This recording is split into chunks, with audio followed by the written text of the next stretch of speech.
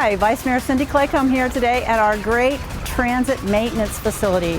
And I'm here today with Greg Ringgold, who is our general maintenance supervisor. And so we're going to talk about some of the behind the scenes things today at the Transit Center. So Greg, thanks for joining me. I really appreciate you letting me, visit here. Glad you came by. Yeah, thanks. So tell us a little bit about what a typical day is like here at the Transit Maintenance Facility. Well, a typical day, we service 56 buses, 27 paratransit vans, 10 support vehicles, 3 buildings, hundreds of bus stops, and 70 shelters.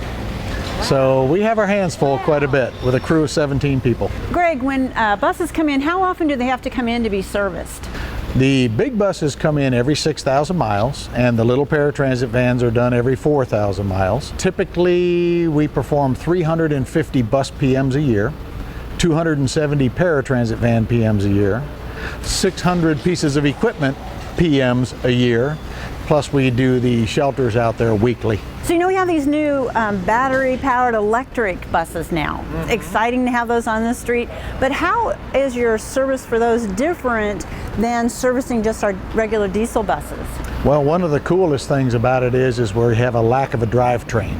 So we have no diesel engine, we have no oil changes, we have no lubrication, no cooling system problems. So all of that stuff related to diesel engines is gone. The transmissions, there's no services there because electric engine propulsion is just an electric motor hooked to a rear axle. So very simplified in that respect. Now, the knowledge that's required to work on them, that's a whole different story, but our vendors are fantastic at giving us great trainers that are coming in here and making sure that we're handling these high voltage animals very carefully, and so it's working out extremely well. It is less maintenance overall. It takes less to maintain an electric bus than it does a diesel bus.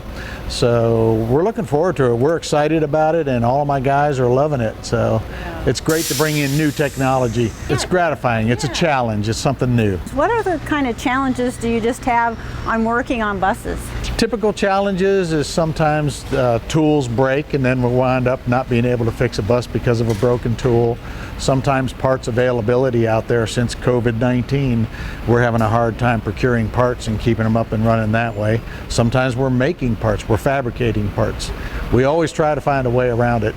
We take pride in the fact that we always have enough buses out there on the street. We've never been short.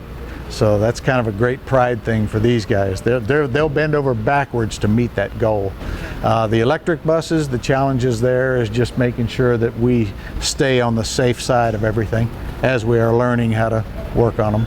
So Greg, thank you for letting us come and visit with you today. I really appreciate it. I always love to come to the Transit Maintenance Facility. It's great. Our pleasure. Yes, thank you. And I want to encourage you to watch our city spotlights. Other council members are going to go out to other parts of the city and do behind the scenes looks at city jobs.